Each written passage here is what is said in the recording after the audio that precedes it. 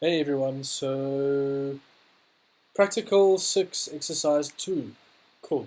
Alright, so in this exercise, the point of this is you give an amount, a deposit amount, let's say 5,000, and then with that amount, I want to see, like yearly, what the amount of years it will take, or what the amount of years will be for it to take to deplete this deposit every year when an interest rate of 5% is increased every year, and also where the user takes 1,000 Rand from the deposit every year.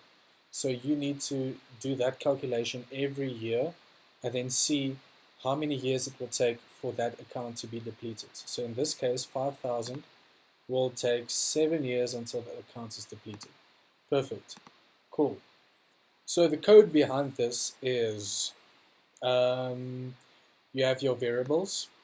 Okay, first and foremost, your infamous variables, which you need because there's a text box control and you need that value that you enter to work with, and that's why also we have a convert. So let me just quickly show that. Okay. All right. So yeah, I think deposit amount is this text box here. So you convert it to a double because it can be anything. All right. You can deposit 10,000 Rand and 50 cents.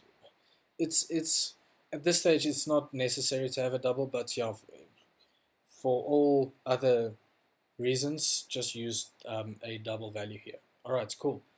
So this is fairly simple. As you up until now, you know you ought to declare your variables if you need to use, or to if you have to make or do a calculation, if you need to take a value which the user provides during the processing of the program, etc., etc.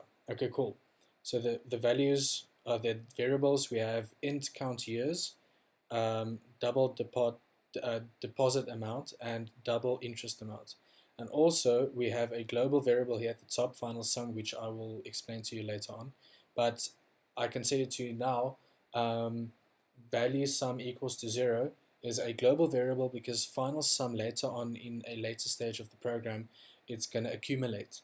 All right, but it's going to decrease, but it's still going to accumulate. All right, cool. That being said, there's also a bit of validation.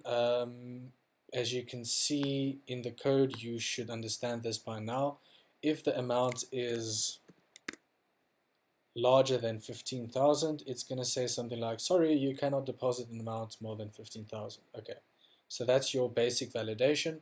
And once it is less than 15,000, then it goes to the else statement where we will do our while loop. Okay.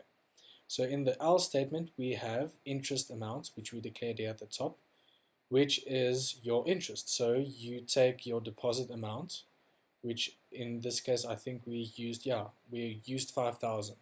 So we want 5% of that 5,000 to actually have an interest amount, okay? So that's the calculation that we are doing here. Final sum, we set to the deposit amount, all right? Also explain it to you now why we do that, all right? Cool. So in the while loop, we set final sum.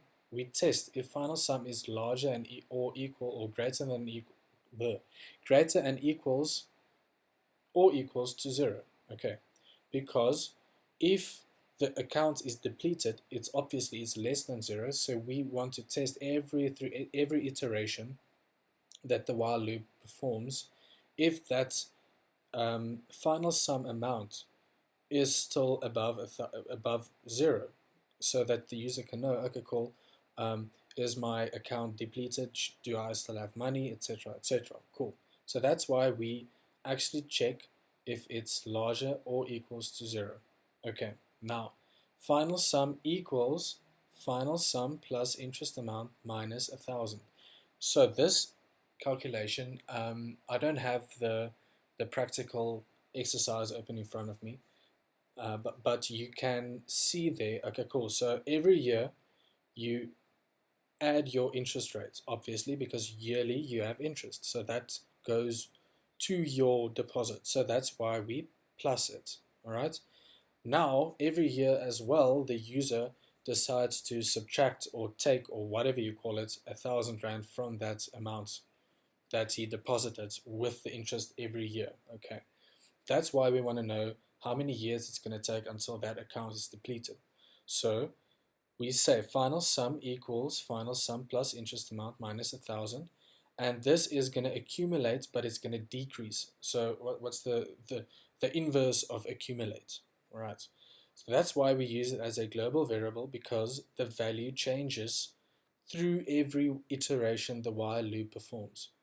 Now you can see also we have count years equals to 0, and then through every iteration the count years are going to be increased by 1, because you want to know how many years it's going to take before the account is less than 0. In other words, depleted. Okay, and that is basically what the while loop performs. And that is what I also, you might have started wondering what the Microsoft Word here is, but I want to show you. Okay, so first iteration in the while loop. Okay, so focus you here on the Word document now. So year 0, 5,000, because you don't, as soon as you put in 5,000, you don't have interest per se there at that stage. So you have to wait a year before any interest rate can actually influence your deposit. But technically that also counts as a year, so that's also why it's seen as a year. So year 1 is we are going to take, and I said final sum equals 5,000.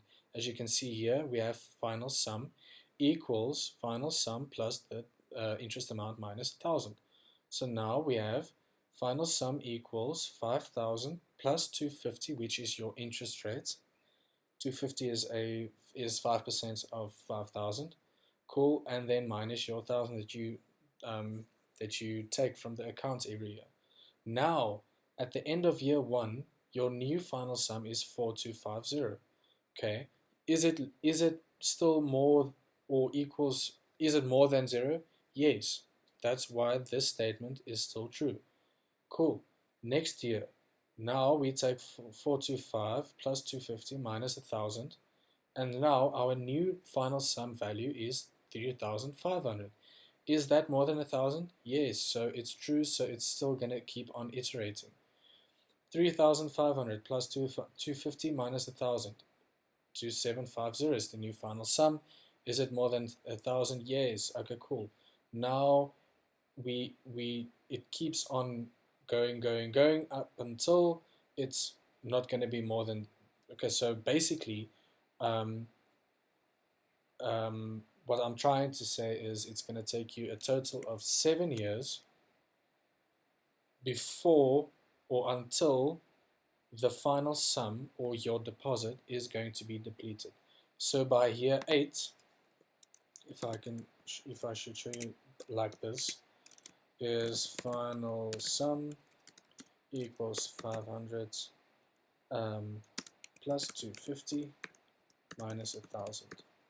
Okay, so if my maths are correct, it's 750. Okay, so it's equals to negative 250.